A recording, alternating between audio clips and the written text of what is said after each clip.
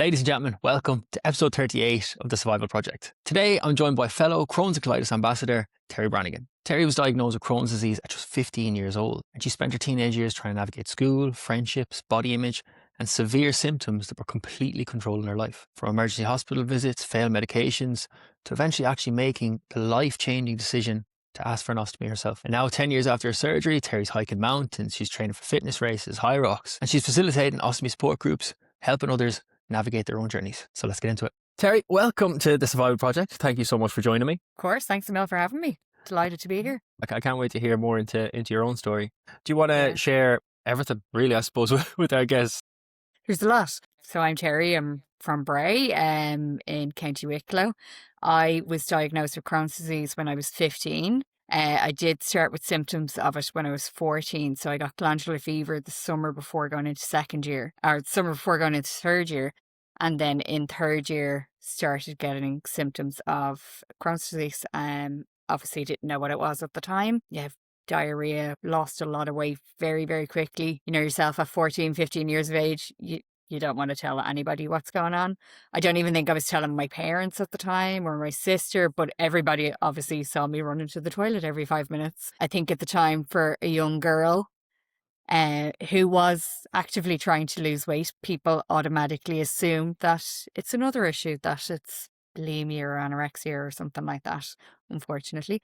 And you probably know yourself as well that there is a point in time with Crohn's that kind of does come into play a little. It's not by choice, but it's medically induced or not medically induced, symptom-induced bulimia or anorexia. Yeah, completely. I know when I go through a Crohn's flare, my appetite disappears and I kind of stop eating. You don't want, you're afraid to put food in. It's nearly a food anxiety. You're like, because if it goes in, it's going to cause a problem. It's going to have to come out. So yeah, I completely get that. And in the same sense, that's kind of more of a, I wouldn't say taboo is probably the wrong word, but like young girls would get subjected to that label much more than young men would, because it's not really a thing that's big in the male space, is bulimia or anorexia. But for a girl who's saying she wants to lose weight, she'll obviously get labeled with something that's not going on, and then that puts an added pressure on you as well, I imagine, when you were 15 and people were labeling it with something that wasn't true and you're trying to figure out the symptoms that are going on.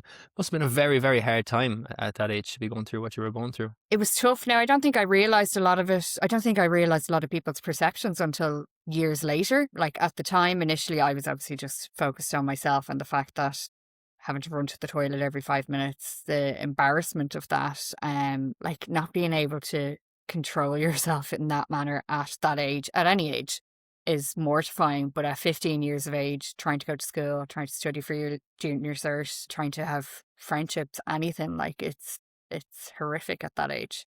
And you obviously don't want, like, nobody talks about going to the bathroom at that age. No. People very rarely talk about it at any age, but especially not when they're young girls. So yeah, it was a lot. Now, my friends knew that I was unwell, but I tried to hide it for a very long time as to what was going on. And I just remember going back into school after being off for the summer, and I'd probably lost about 2 or 3 stone. And my friends' reactions, because I hadn't seen a lot of them over the summer because I'd been sick, and their reactions to seeing me and seeing like that I'd lost a lot of weight. Sure, I thought I was gorgeous going in there, but I looked like a bag of bones. Like, so I was like, look at me, I'm skinny. I've spoken to so many women who, when they initially get symptoms and if they feel they have weight on and it drops off them, they're like, oh, this is great, wonderful. Yeah. And then not looking at the underlying problem as to why this weight may have fallen off. But just one little subject I just want to circle back to there is, I would say that as a young man experiencing gut issues, you can kind of pull the piss out of it a bit. You can, lads are a bit more grotesque than the women are, Yeah. The nature of poo conversation, we laugh at farts, etc., etc. But it must be very tough for a young girl to be experiencing something that is a little bit more taboo as a female as it is a man. Did you find you were afraid to kind of open up to your friends, or is that something that you felt comfortable with? I wouldn't say I was afraid to open up about it. But yeah, it was just the embarrassment of it at that age. Like, you don't want to be different from your friends. You want to be the same as them. You want to be able to go out and eat the McDonald's or have the milkshake and walk around the street. Like, it's not like you're 15, like you're hanging out and you're not doing much, but like, I wasn't able to do any of that. And if I wasn't eating for the entire day so that I could go out in the evening to see my friends, just so that I wouldn't have an accident. That's an awful lot going on in the back of your mind as a teenager growing up with all the problems that we have as teenagers anyway. We're so Yeah. obsessed with ourselves and our friends and everything that's going on in the social Yeah. circles. But to have that burdening in the back of your mind, like not eating when you're going out, just to make sure that you probably don't have to get caught and rush to the bathroom, which can still happen anyway. Yeah. And as you said, we're just hanging around. At 15, we've nowhere to go. We're just hanging in the streets. Not exactly accessible bathrooms around, unless there's a McDonald's or something close. So Yeah. Yeah. there's a real pressure with that. When you first got diagnosed, what age did you say you were? 15. So 15. just gone 15, yeah. And what were symptoms like once you got diagnosis? Was it tough to get your diagnosis? Did it take a while, or was it pretty straightforward? Medication, able to manage flares, or how did that go about? It took about, so I got sick in the summer before turning 15. So I think it took probably, like I was diagnosed on the 3rd of January. So you're probably talking close to 6 months before I was actually diagnosed. They kept saying it was gastroenteritis that just wouldn't clear. I was down in A&E every other weekend. Yeah, it was just horrific. Trying to prove it as well, nearly, because you do feel at times that you have to prove it. And Yeah, you don't look sick. when I eat, you don't look sick, yeah. And as well, like a lot of teenagers, I did spend a lot of time trying to be like, no, I'm fine. I can go out with my friends just because I wanted to go out with my friends. And then Monday would roll around for school and I'd be like, oh no, I'm too sick. So it'd become, okay, you're fine at the weekend to go see your friends. I completely get that, because for me, the mornings were torture. I would literally, Yeah. the second I would go up out of bed, I'd be sitting on the toilet till 12 o'clock. And then kind of 1 o'clock, 2 o'clock, things would start easing up a little bit. And sometimes dad would be able to stay around, he'd drop me to school. But most times mum and dad wouldn't be able to bring me to school because they'd have to go to Yeah. work. So then by the time training would roll around in the evening, I'd be around. So the lads would be like, You'd be grand, yeah. like, yeah, there's nothing wrong with Yeah. you. But in that same sense, you're also then trying to explain to adults as well, because with like kids, will have their own opinions, whatever. But trying to explain to adults that aren't in your circle that, you're actually not cogging. It's not just you trying to get out of school. So there's another Yeah. pressure and arguments and stuff that comes with that. How did your journey progress from there then up to the point you're at now? So that was 15. Took a long time to get on medications to try those out. I was on Pentasa, I think it was, at the start. It was okay, I suppose. Didn't really notice a huge difference. I probably did get a little bit of a relief at the start, but I was pumped full of steroids as well. So again, after just losing all my weight and thinking that I looked great, then being pumped full of steroids and puffing up like a balloon. It was, yeah, like a hamster. It was crazy. And my weight over the years has just fluctuated so much. I've gone from being like a size 6 to a size 20 and up and down and in between. So it's constant with, thankfully, touch wood, not too much at the minute. But yeah, at 17 then I had my first surgery for Crohn's disease. So I had half my colon removed. That was quick. Yeah. Didn't really get much relief. So I think it was 2 years from diagnosis to the first surgery. And they marked me up for a bag and said, and for me at 17, I was like, no, I don't want it. It was the worst thing ever. Yeah, horrific. When somebody's telling you that this is what you're going to have to put up with as a teen, you're like, no, I'm not doing that. Right. And I remember my friends coming in to see me in the hospital, and I sat in the visitor's room with them and I showed them a bag and I was just like, I might have to wear this. And I remember them being like, that's okay. And I was like, no, but it's not. It's not okay. I think as well at the time, I don't know, you probably do this as well. Even at that age, you're trying to make everybody else feel better I'm fine about it. Yeah, I'm fine. Don't worry. I'm grand. I might have to wear this bag forever, but I'm fine. But you spend a lot of time trying to make everybody else feel better. And might just be a coping mechanism of somebody that has a chronic illness, and it's easier to look after other people than it is to look after yourself at times. So 17, had half my colon removed and a foot of my small intestine. Didn't get a lot of relief out of it, to be honest. I think I probably got maybe 6 months before I was back on steroids. Started infliximab, which infliximab for me was the wonder drug. It was unreal until I developed antibodies to it. And yeah. And it was the best thing ever. I would go into the hospital. My granny and granddad used to bring me in. So my little tiny granny used to walk me into the hospital with a lunchbox full of cakes, because she knew I loved the cakes that she made. So, and she'd bring one of those cans of squirty cream with her as well. So I wouldn't have eaten for weeks, and then she's bringing me into the hospital to go get my infusion. And then, within half an hour, I'd be like, okay, I'll have a cake now, please, Granny. Rack 'em So up. she's Give me there them with cakes. the squirty cream. looking back, it's such a tough time, but isn't there so many nice memories that come from these Yeah, as well? When you look back at the people that have helped you through it, like I know of course, will bitch and moan about the terrible situation we were in, but there's such a beauty when you look back at I can look back and say there were some good times with the bad times, but yeah, it's a funny one. yeah, So when infliximab for me as well, actually, I actually got 2 weeks of the first time in probably years that I had formed stools. We were jumping around the kitchen when I was yeah, like, Mom, come here, look at this, look at the toilet. And Mum come in anyway. We started jumping around the kitchen, and then after 2 weeks, the symptoms came back. So it was a miracle for me for 2 weeks, and like that, and obviously yeah. antibodies must have come very quickly. What was the next step for you then? The next step after that was just trialing every possible medication that was on the market. Even trialing ones that weren't on the market for Crohn's disease. So I think I was one of the first on Humira when it was out for rheumatoid arthritis. And because I had Crohn's reactive arthritis at the time, I thought I had rheumatoid arthritis, but it turns out that it was Crohn's reactive arthritis.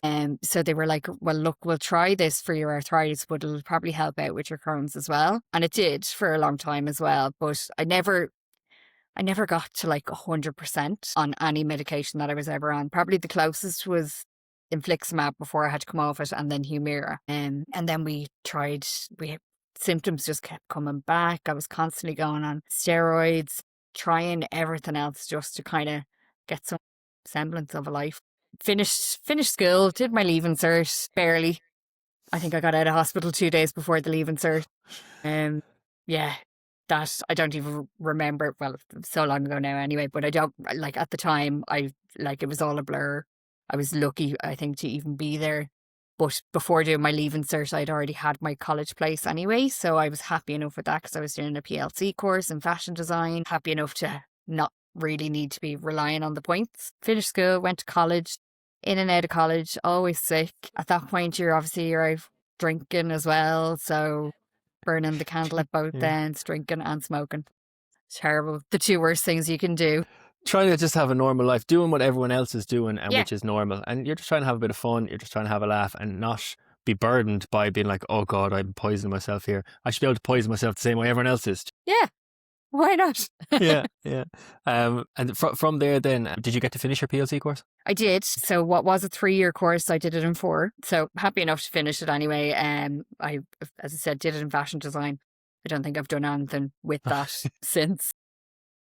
I'm still quite artistic. I draw and I make cakes and like do all that kind of stuff. But yeah, no, when it comes to sewing, I'll still sew if I need to, but I think I'm traumatized. Good talent to have. I wish I could sew, but yeah, it's just like that. You're kind of finding your way in the world, and you have to go and do things that, like, I went and did I did an access course to get into arts. Now, unfortunately, while I was in it, I got so sick that I ended up getting the ostomy, but I didn't go back to do arts because I got a little insight into it, and I was like, this is not for me. I have to say, I loved the whole experience of it. And I loved the people that I was with and my tutors and all that. They were brilliant. I'd still be in contact with them now. But yeah, just wasn't for me. Love the idea of it. I can still make clothes if I want to make clothes, but it's not ever something that I'm going to make a career out of. I don't have the patience for it. And I think a lot of being sick as well had to do with that I kind of lost, I think, some of my love for what I was doing while I was there because I was in and out so much. I was missing so much and just trying to battle through it all. There's only so much bandwidth you can give to any project at a time. And if you are half in the hospital, half sick, managing flares, you're obviously going to lose the passion for something else that any other endeavor you're trying to achieve in. And that's one of the nightmares of chronic illness, is that it actually peels you away from your passions in a sense. Yeah. That, you have to you're so burdened by what's going on in your life that you're trying to figure everything out. And sometimes you can lose the passion for other things like that. For you yourself, do you feel, obviously Crohn's has shaped your life from your mid-teens up to your early 20s. How did you kind of battle through those years and kind of moved up to the point you're at now? I made a big decision not when I turned 28, but 26 to 28. I was the sickest I'd ever been. I was on trial drugs. Nothing was working. We were literally throwing everything at it and nothing was working. And I know, like, the team in Vincent's Hospital, they're unreal. And thankfully I don't see them that much anymore. I very rarely see them now, but so they don't. There used to be a day I'd walk in there and they'd be all like, "Oh, Terry, hi, how are you?" And now none of them know me, which is great. So like I feel privileged in that sense now that they don't know me, whereas there was a time I was seeing them a couple of times a week. And they're all amazing, especially the IBD nurses. They really help you out when you need it. But yeah, I was living my life in Vincent's Hospital. I had no life. I had a job at the time, which were amazing as well. But like that, I was in work for a week and then I'd be out for 5 months and then I'd come back and work maybe a month or 2 months and be great and then be out for another couple of months. And that was constant. And how I kept that job for 9.5 years, I don't know how, but like thankfully I did have my ostomy surgery while I was still working there. So I think they got to see a new me after a while when I came back after the surgery. But The long bet paid off. yeah, leading up to that, 26 to 28 was horrific. I just had no life. I don't know what I was doing. I think I was just in bed 99% of the time. And if I was going to work, I was coming straight home and going to bed. I was on methotrexate at the time as well. So that's a very strong drug. I think it's a mild form of chemotherapy as well. So my hair was falling out. Between that and being on steroids, and it was coming up to my sister's wedding as well at one point, my hair was just coming out in clumps. And I remember coming down the stairs and being like, I don't know what to do. I have to be your bridesmaid and I'm going to be bald. And she was like, well, that's fine. I'll be bald too. And I was like, oh no, well, like, I'll get a wig. I'm not going to your wedding bald. But like, we had loads of those conversations where, like yourself, your family's life at points, it's all revolves around you. And it's tough. And I remember that year being like, no, this is meant to be my sister's year. This is probably the one year that it's not going to be all about me. So, and I'm like, oh no, my hair's falling out. That's it. And I met your mum and dad at the day Yeah. in the Dáil, and like, you clearly have such a good support group behind you. And I definitely, as much as chronic illness can cause so many problems in families, it definitely brings us much closer together in a necessity sort of way, because they're advocating for us constantly. But as you said, we don't want the attention on us. We'd prefer if the attention was spread in other places. But Yeah. unfortunately, the focus can be on the sick child and the sick sibling, and that can leave other people by the wayside. And obviously, when it was your sister's year and your hair's falling out, you're thinking, oh my God, just give me a break. Get the spotlight off me. Get the spotlight off me. When you obviously having an ostomy has changed your life. When it goes back to your first surgery, and you obviously every surgery is torment in the recovery. If you could have your time back, would you have chosen an ostomy at that stage, or are you happy that it actually happened at the stage it happened at? I've been thinking about this a lot recently, and knowing what I know now, 100%. If I had been mature enough at 17 to realise that it's not the end of the world, because I actually asked for my ostomy when it came down to it. I was at home, I was in bed, I was so sick, I wasn't sleeping because I was up so much to go to the bathroom. I was ordering books from Amazon about, like, I never read any of them. They weren't for me. They were to have in the house because I was nearly trying to convince the rest of my family that this was a good idea, because I had decided I was doing it, and then I was like, okay, I've decided, now I need to convince them that it's a good idea. Even at 28 years of age, because like that, as a sick child, you're always a sick child, even in your 20s and 30s, and you're always the child. So you're very close with your parents as well. So I'm sure that you'd still ask their advice when it comes down to things. You might not necessarily take it, but you'll still ask them their advice. And that was the first time, I think, when it came down to a medical decision, that we ever butted heads, and that I kind of said, I want to do this. I'm going to ask, can I do this? It was myself and my mum, and she was just like, you're too young. Please don't do it. Please wait. And I did all the research, 3:00 in the morning on my phone, because I couldn't sleep because I was up and down to the toilet.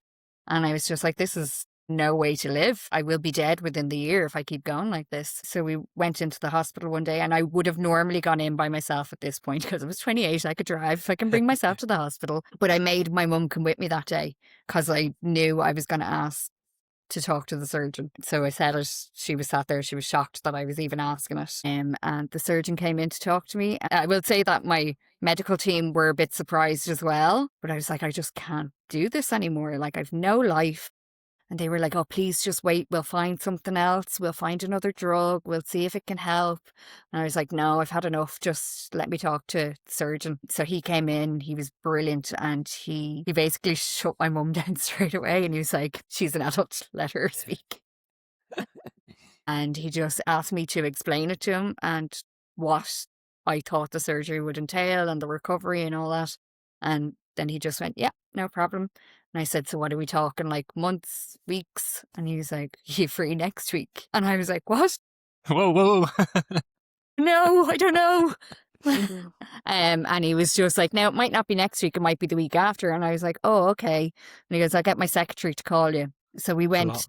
It's a lot, but I left like a weight had been lifted off my shoulders at that appointment because I was like, oh my God, it's actually going to happen. Mum was in a panic, but we went off to Dunn's because I was like, I need to buy new pajamas because I'm going to be in the hospital. So the first thing we did was go to Dunn's, and before we had even, so from Vincent's Hospital, and I think we went to Blackrock, so you're probably talking 10 minutes of a drive. Before we even got out of the car, the secretary had called me to give me my appointment for the 17th of November, which was 5 days after my birthday as well. So I was like, yeah, perfect. I'll take it. And my mum's going, I don't know. There might be something on. And I was like, no, this is what's on. Like, I'm taking that appointment. It's so funny because obviously that comes from such a place of love of trying to protect you, and God forbid it was the wrong decision, but you had clearly made up your mind. You were sick of living this jail sentence. Like I would always describe my younger years as being in jail because you're stuck in that toilet seat and stuck in that room and you're stuck in the four walls. You can't get out. You have no semblance of a life. But it was great to come to the conclusion that you're like, no, I'm ready to do this. There's like a lot of acceptance. And how did you feel then after you got the stoma? Were you still as happy with your decision in the months that followed after it? Look, I'm not going to lie. It's hard. You know yourself. It's very, very hard. But I think the moment that kind of summed it up for me and for my entire family was I was wheeled out of surgery, out of recovery after being gone for I don't know how long I was gone. I went down in the morning, it was nighttime when I came back, so I have no idea of timelines. But my mum came up to me in the bed and the first thing I said to her was, I'm not in pain anymore. And like, I think for her, that was okay. This was a good idea. Now, that day, obviously, your first initial day after surgery is great because you're hopped up on morphine and you're having the best time ever. I was full of the chats. And then the next day, they kind of start to ease you off the morphine and it's horrific. It is the worst pain. But I just kind of kept thinking at that point, I was just like, no, it'll be worth it. It'll be worth it. And every day it got a little bit better. I did have an argument with the physiotherapist one of the days when she tried to get me out of the bed, and I was like, no, you need to get me some painkillers because this is not happening. And she kept saying, you can just sit up. And I was like, I can't though. My stomach has been cut open. I cannot just sit up. But yeah, I found that physiotherapist a couple of days later and apologized to her because like, I'm not a mean person, but I was like, just leave me the F alone. Like, get away from me. Yeah. You're very valid to do that. And I think, but in that moment, you probably weren't able to do what you were being asked to do. Because I know I told a physio to F off as well. They're like, no, come on. I was able to do it a few days later. But in that moment, I got quite sick after I started vomiting. But I knew I wasn't able to do what they were asking me to do. And they were being a little bit forceful about it. And I was like, hang on a minute now. Like, F off or whatever. Yeah. I did feel bad for it. But in the moment like that, you really do have to advocate for yourself and do what feels right. Yeah. Yeah. How then once you had spent time recovering, obviously, and like that's a hard place to be in. I know exactly what it's like. It's you have to acclimatize this whole new system to the point now where I can change my bags like brushing my teeth. But in those months immediately afterwards, you're really trying to figure things out. As when it comes to stoma, did you use the first kind of set of bags you were given, or did it take you a while to kind of figure out what adhesive suited your skin? I used the first set of bags for a while until the stoma healed. And then I had to start using different bags and like I was trying out the convex bags. With the way that my stoma is, it sits a little bit funny, so I needed a convex bag to help it. So tried a few different ones then. The harder ones I was finding were just like popping off the skin. So yeah, it is all trial and error. Some of them, like that, the adhesive was just a rash straight away.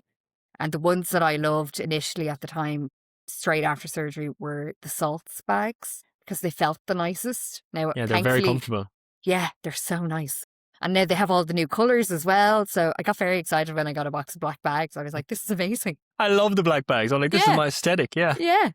Instead of the grey ones, I was like, look at this, they're black. So excited coming on with that. The things that little make us things. happy. Yeah. But yeah, the adhesive on those when I first had my surgery used to just like, I'd have to take antihistamines and everything with them. So I went off them for a while and tried out all the different bags. I was getting samples sent from every company that I could find.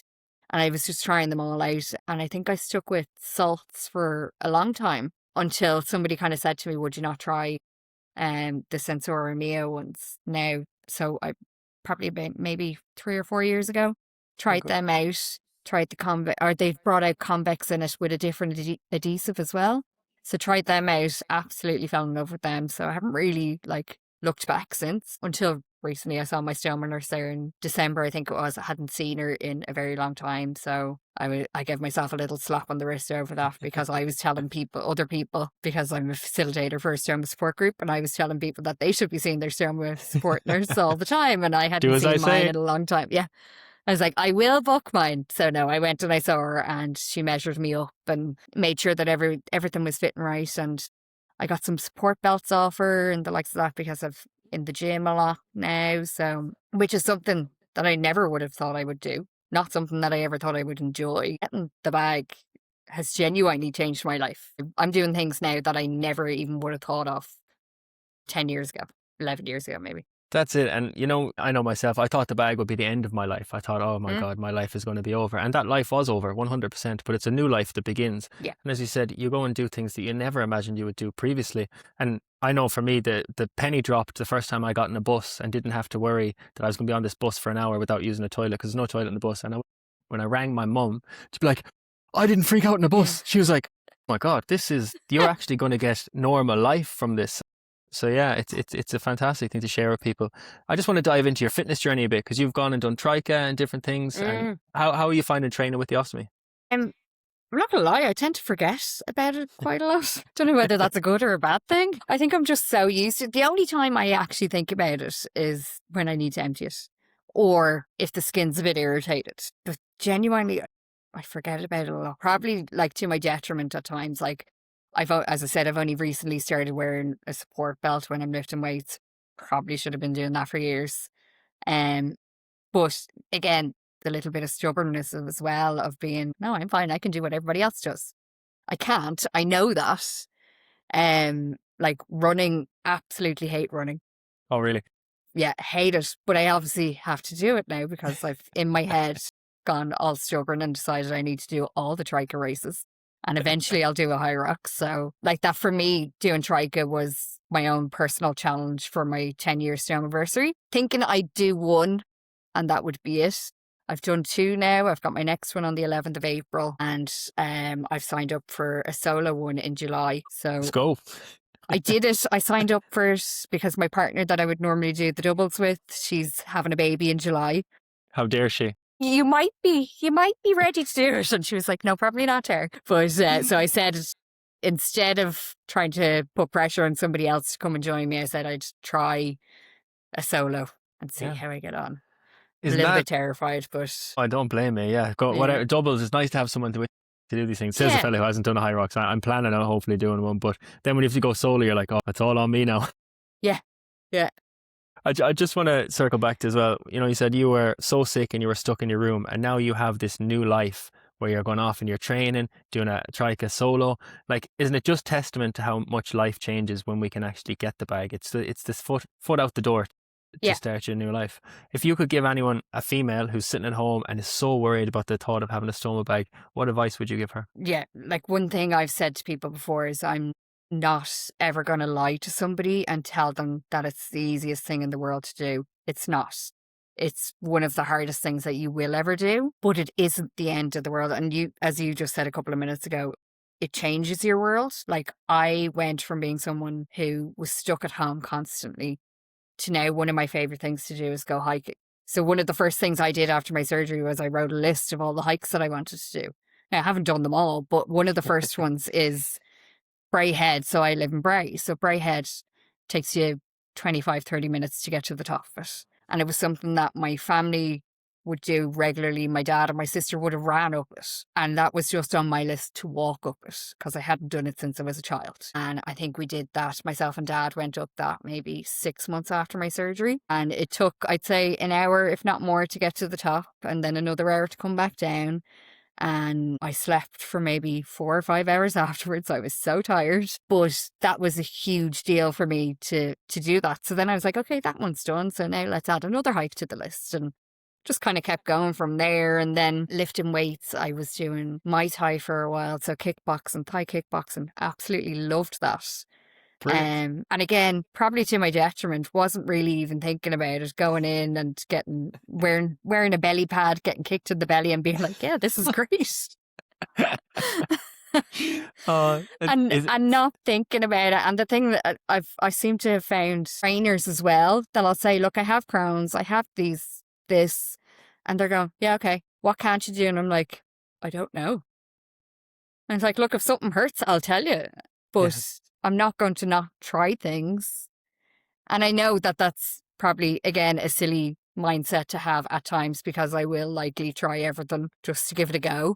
But especially when it comes down to lifting weights and all that kind of stuff, I just really enjoy how I feel when I exercise. And it calms you, it calms your whole body, it calms everything. You stop stressing about everything. If I don't exercise for a week, I can feel myself getting anxious, and I don't like that feeling. So, and I was never, ever a gym person, ever. And then all of a sudden I'm like, okay, now I need to do this not every day, but nearly every day, because I do still suffer from fatigue quite a lot. It's nowhere near as bad as it used to be. But there are times when I'll get migraines from tiredness as well. So that's kind of a trigger for me where I might not necessarily feel like I'm tired or that I'm overdoing it.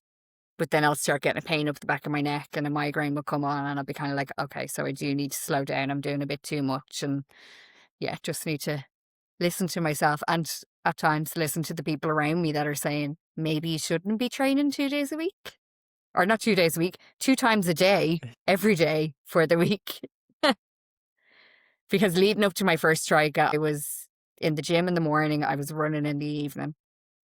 And I was doing 3 strength training sessions. I was doing a high rock session on a Wednesday evening. I was doing run club. I was running by myself. And then I was doing more at the weekend as well. So I was literally running myself into the ground. That is serious training. My God, double sessions, that is a lot. I'm trying to get back into the double sessions, where I love doing double sessions. I love having the time to do double sessions, and I love being fit enough to do them. But obviously they do take a lot out of you, and especially if there are some underlying symptoms going on, they can take a bit more out of you than most people. How are you getting on symptoms wise now? Are you on any medication for them or anything like that? No, I haven't been on anything for 7 years, I think, which is amazing. Now, there was always talks at the start that they might have to put me on something. And I remember being afraid because a lot of the medication for Crohn's is long acting. So for me, it was always a case of before I had the ostomy, by the time they were starting me on something, it was already too late because I already had symptoms. So if it takes something 3 months to kick in and you're already sick, by the time it actually kicks in, for me, it just wasn't enough time. Yeah, the fire's already started and you're trying to put it out. Symptoms wise, do you experience, apart from the kind of fatigue that comes with it, do you have any kind of Crohn's symptoms that kind of come up, or are you feeling pretty good at the minute? Feeling pretty good. Occasional joint pain, that kind of thing. But yeah, and that's something that I don't think people that aren't aware of Crohn's, they probably just think it is a stomach issue. It's not. It's your joints, it's your skin, it's your eyes, it's everything, really. Everything can hurt at times. Yeah. And I remember saying to my sister at one point, and going to the doctor, and they're saying, what's your level of pain at? On a normal day, what would your level of pain be at? And I'd be like, I don't know, maybe a 2 or a 3. And they're like, well, it should be 0. And I'm like, but a 2 or a 3 is good. That's it. You live life going through these pains every single day, and what is your normal is someone else's worst day ever. You know, Yeah. it's and people don't really understand. They think of Crohn's, and obviously when we speak about Crohn's, we talk about the toilet issue because that's the main one, really. That's the one Yeah. that kind of controls our life the most. But then the joint issues that come with it, as you said, the eyes, the skin issues. It's just a kind of domino effect of problems that can build up. Yeah. And once one problem starts, you're highly likely a second one's going to start shortly after. Yeah. When it comes to, I know you say you do a lot of training, you find it great for your mind. Obviously, everything you've been through has been so traumatic. Like without even diving into the actual individual experiences that you probably had Yeah. from Crohn's disease, what have you done to kind of really help your mental health over the years? Have you gone back maybe to therapy to kind of work through some stuff, or what's your kind of focus with that? I kind of flit in and out of therapy over the years when I have been very sick and before I had my surgery and had my ostomy. I always had points of time where I was offered antidepressants. And now this is coming from well-meaning GPs who are just kind of saying she must be depressed, she's very sick. I never took them because, yeah, I probably was depressed at the time, but I was depressed because I was sick. I knew the reasoning behind it. And for me, I always just said, no, I'm sad or I'm angry or whatever because of this. Once this is fixed, that'll be fine. And again, touch wood, and I know I'm very lucky in this sense that depression isn't anything that I've ever suffered from, and I know how lucky I am with this illness to not suffer from depression.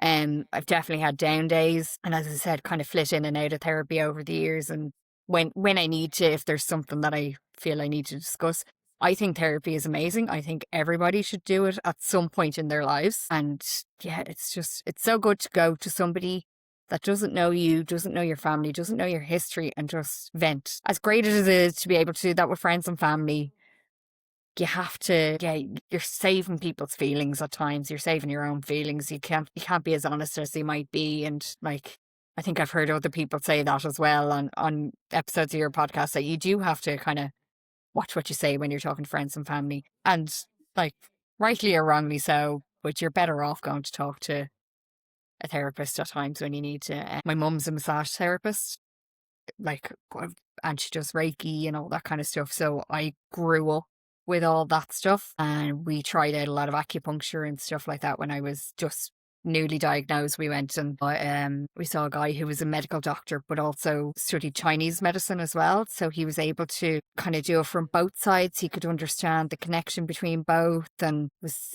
prescribing herbs and doing acupuncture and all these different treatments, which were amazing. None of them worked, but Yeah. at the time I was so sick. But like, they're all great to kind of relax other things in your body that you need to relax. Like, your body's just so inflamed all the time when you're not well. So you just need to chill out. Your physical body and your mental, they're both in turmoil. And I think going to other modalities is a great way to support everything that's going on. Like we have our gastros and surgeons, but I think there's a whole sphere to connect, you know, where you're kind of looking at the different things that can help your body relax, whether it's meditation, breath work, acupuncture. Like they all do work to improve your situation, whether it's mentally or physically. I know myself, I do like getting acupuncture. When I'm healthy, I find a really good benefit from acupuncture. When I'm in the middle of a Crohn's flare, it doesn't really help. Yeah. I suppose I'm so extremely gone down the other end, but other than that, I do find the benefit from it. With everything you've experienced now and everything you've gone through, what advice would you give to someone who's maybe at the start of their Crohn's journey and they're trying to figure things out? I would say, if you're newly diagnosed, get in touch with Crohn's and Colitis Ireland. Honestly, they're amazing. They're so good. They're who I work with as well as a facilitator, which I really enjoy. Myself and another girl started that last year because there was no stoma support groups. So we started that, and we have a really good group that come and join that. But just in general, for your Crohn's information, I would suggest starting off there, getting your information there. There's stuff everywhere online. Some of it can be scary, especially at the start. And this thing that I'm always concerned of, because I feel like I'm nearly a worst case scenario, even though I've had a really good, even though we've had really good outcomes with how we are now, compared to how we were, it doesn't mean that we're still 100% or amazing now, but compared to where we were, we're doing amazing. we're doing a good job. So like, I'm very aware of when I share my story, like I have 2 friends that have Crohn's disease at very different stages as well. And when I kind of first came into the group, because I know these through my partner, and when he first introduced me to them, I was like, what do they know about me? Because I didn't want to go, because I knew eventually the conversation would come up about the fact that all 3 of the girlfriends have Crohn's disease, which is crazy. So I also didn't want to go in and start scaring them if they didn't know what I had. So I'm very open about it, that I'm like, here, look, here's my bag, have a look. So I didn't want to do that. And I'm very kind of conscious of where other people are at on their Crohn's journey and how they're feeling about it. And I think I'm a very empathetic person as well, that I can read somebody very easily. So I can kind of know if I should talk about it a bit more or kind of pull back a little, and what to say, what not to say. Yeah, it's one of those things that I would just say, talk to your family, talk to your doctor, talk to Crohn's and Colitis Ireland, get as much information as you can. You said it earlier, you have to advocate for yourself. It can be quite hard, especially when you're so vulnerable. But if something doesn't feel right to you, because doctors aren't going to be right all the time. And like, I'm sure we've all had moments where you don't agree with what the doctor's saying. You can get a second opinion on it, and don't feel like you're going to offend somebody. I think we've got a very Irish way of doing things where we're like, okay, yeah, that's fine. I'll just sit here in pain because you've said that that's what I should do. You shouldn't be in pain. So talk to everyone. It is kind of a funny thing to say when we both are missing part of our guts, and everyone's probably just as an inflamed gut, but you kind of have to trust your gut in the same sense that if you feel you need to get a second opinion or something's not sitting right with you, there's no harm that can come from advocating for yourself. Yeah. It's very hard to do it the first time, but just like Anthony, bit of practice, you get a little bit stronger about it every time. I remember the first time I stood up for myself, I won't say I nearly had a panic attack after it, but I was shaking a little bit, and I was a little bit younger. But every time I've had to do it since, it's a little bit easier, because you're not looking for an argument. You're just trying to get your point across. You're just trying to advocate for yourself and make sure you feel safe with whatever is coming. But I just want to circle back to what you said about the stoma support groups. You obviously have a really strong emotional intelligence. You'll be able to be empathetic towards other people. How important has being a part of stoma facilitating groups been for you in your own journey? Again, this was something that I came about last year, because I went on a real kind of mission last year for my 10-year stomaversary. I was like, okay, I've had enough time to kind of focus on myself here with this. Now it's time to, and I've always been open about it and kind of putting things up online. Maybe not as, like, I'm putting a lot more up now, but yeah, I've always done little interviews or little podcasts and stuff like that in the past about it. But now I'm very much like, oh no, I'll tell you everything, but I filter it compared for who I'm talking to when the time comes. With the stoma support group, so myself and this girl Molly, we work together on that, and we usually get anywhere between 5 and 10 people joining, and we do it every second month. And you have people that are like us that have stomas for a long time. You've got people that have them like for a month or two, people that are possibly getting them down the line as well. So you've got people from all walks,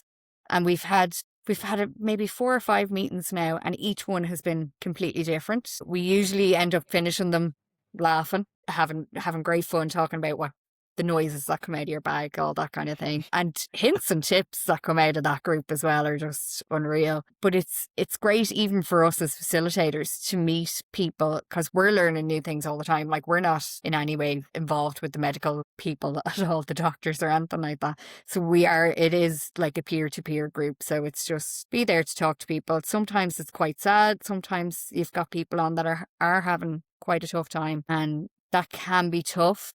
But we have to be aware as well of everybody else that's on the group. And again, I'm not saying that it's all rosy and it's the best thing in the world. I am a very positive person, especially when it comes down to my bag.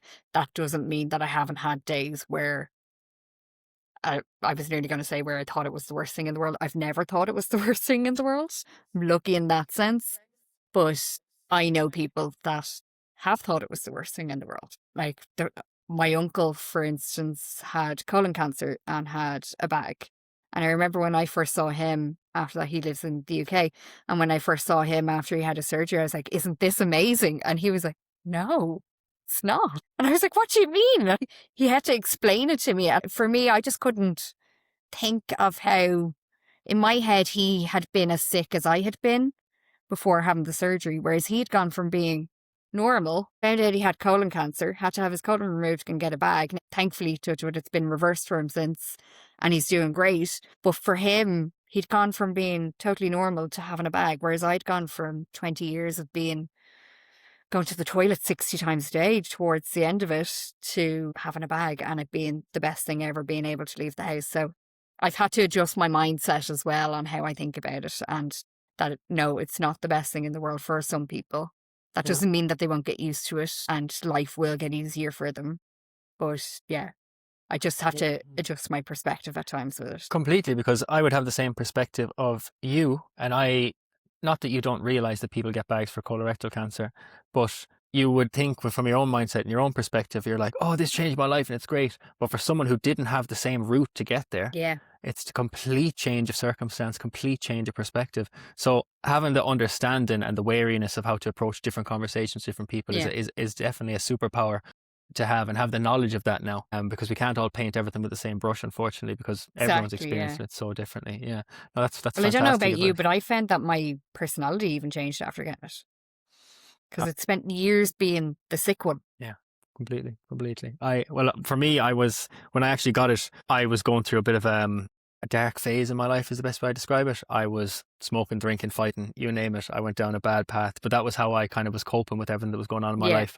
And then suddenly I got the ostomy, and I was no longer this sick kid who was angry at the world, but I changed my anger, if that made sense.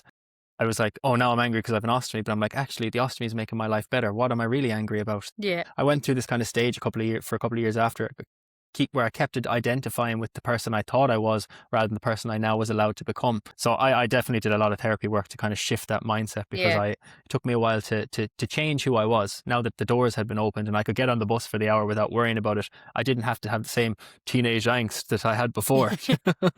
So yeah, no, definitely it can 100% change who we are as people, because it just gives you a chance to, I don't know, become yourself and live a normal life. And I don't think I'm necessarily the person that I would have been had I not gotten Crohn's. I always said that I probably would have at one point gone off and travelled around Australia, probably stayed over there, done all that stuff that I couldn't have done. Now, I did go travelling, but it was only for like 3 weeks, 4 weeks. It wasn't long periods of time. But yeah, I don't think I have the life that I would have had. But that doesn't mean that it's a bad life or the wrong life. It's what I've pivoted it into. And like, I love my life. I'm in a career that I really, really enjoy. I've progressed into, like, it took me a long time, especially with work. It did take a long time because I was so sick for a long time, and I was known as the sick one within that office that I worked in, but they were all amazing. And I did a lot of advocacy work while I was in there as well, but I ended up moving out of there and then kind of not really knowing how to react when I moved to the next place. And I was kind of like, well, I'm not going to tell anyone because I don't want to be known as the sick one. And now I've moved somewhere else and I'm like all about telling everybody, and they're so supportive, and they're like, yeah, you go do podcasts, you go do news articles, just tell them about us as well while you're at it, like. So isn't that fantastic to kind of find your tribe and find people that are happy to push you forward in what you want to endeavor in? Because it is such a fantastic thing for you to come on here and share your story so that other people can learn from it and just see, if they're in the same position you were in before, there's light at the end of the tunnel, like. And that's the great thing about using our words and using our lived experience to guide others. If someone wanted to, with the Stoma facilitator groups, do you do them online or in person? Ours are online. So we have said at some point, if there is a call for it, that we will maybe do one, maybe once a quarter in person. But we do have people from all over the country joining the Stoma support group. So it's amazing. So if people do want to join that, they can just go onto Crohn's and Colitis Ireland, and they can go onto the events page and sign up. So the next one is at the end of this month. So that should be a good one. We do pick different topics as well. I don't think we have any set for the next one, but we were talking about doing like a travel series as well, and kind of things to pack and going through the airport, because I don't know about you, but I light up like a Christmas tree the minute I go into the scanners now, so I'm forever getting patted down when I go to airports. So yeah, I did a 2 months of traveling there through South America, and some places they just let you through, other places pat you down, and it's like you have a bomb attached to you. It doesn't really bother me, to be perfectly honest with you. I know I've seen a lot of Yeah, I've seen a lot of people online who do feel a bit victimized is probably the wrong word, but they don't take it as well. They don't really take it in their stride. They feel singled out and they feel like, I don't know, people are drawing too much attention to them. And that's completely understandable. However you feel is Yeah. how you feel. But definitely it's a brilliant idea to create travel guides, and just that's it. Giving people guides from our lived experience is the only way we can help each other. But definitely I'll leave all the details in the description for anyone, how anyone can get Brilliant, yeah. involved. Just before, I only have one more question for you really, but just before I head to that, is there any advice you'd like to offer? I think the only advice I'd offer is that when it comes to having Crohn's disease and having a bag, you have to do what's best for you. I spent a long time, as I said, trying to do what the doctors are telling me is best. And like, the doctors do know best. I'm not saying argue with your doctors, but if you think they're wrong, you have the right to push back on them. But I probably would have asked for a bag a little bit sooner. I was so optimistic and they were so optimistic that we were going to find the medication that I think now, knowing how to advocate for myself, I probably would have asked for the bag sooner. And again, I'm not saying that that's for everyone. That for me would have been the case. But yeah, the advice I'd give to people is try not to let it drag you down. And there is a light at the end of the tunnel, as you've said. It's not all rosy all the time. And just because we're on here and we're saying, look at us, aren't we great? Look at us out running and doing all these mad things. But that doesn't mean that we don't have our hard days, and don't do what I did earlier and had to go for a nap. And I'm sure you have times where you just want to get into bed as well. Take it all with a pinch of salt. It ebbs and flows every day, and you just because you're feeling like crap this morning doesn't mean you're going to feel like crap tonight, and just go with it and do your best. That's all you can do. Yeah, and as you said, the ebbs and flows of life, and that's just the nature of life, really. Whether Yeah. you're suffering with chronic illness or even you have no health problems, there's just ebbs and flows of life, and we just kind of have to go with them rather than keep fighting against them. Because, as you said, go have your nap. Take the Yeah. moment that you need to have a little bit of self-care, and patience with yourself is beautiful advice for people. My final question for you, I just love getting people's perspective on this. What does happiness mean to you? God, that's a big one. I think for me, it means being content with where I am. If I put it into perspective with Crohn's, it's being happy with my body and what my body, for one, has done, but also now what it can do, and realizing how much it's been through, how much I've been through, and just being able to help people as well. Like I've sorry, you can probably hear my dog barking in the background. My dog makes me happy sometimes. No, I think for me, just being with family, friends as well, and enjoying life. Being able to enjoy my life is what really makes me happy now. Isn't that a beautiful baseline of being able to enjoy your life? And your stoma is obviously allowing you to do that, Yeah. whereas Crohn's disease, unfortunately, was not allowing you to do that. No. So, yeah, it's beautiful advice, or beautiful perspective from your experience to share with people. So, thank you very much, Terri. It's been an absolute pleasure chatting to you. Thanks, Emil. It's loved being here. Loved recording this. A massive thank you to Terri. Terri's honesty about how difficult the journey actually was, but also how much life can actually change when you finally get the chance to live instead of just trying to survive. If you're enjoying and learning from the podcast, please subscribe, drop a comment, and share it with someone you think will benefit from it. It all helps me grow and get this podcast to the ears that need it. And as always, thank you so much for listening. I'll see you next week for an episode with Arthur O'Connor, who had his life completely torn apart by mold exposure. The symptoms he experienced are frightening, but he's back on track. And he'll be here next week to share how he climbed back. I'll see you then.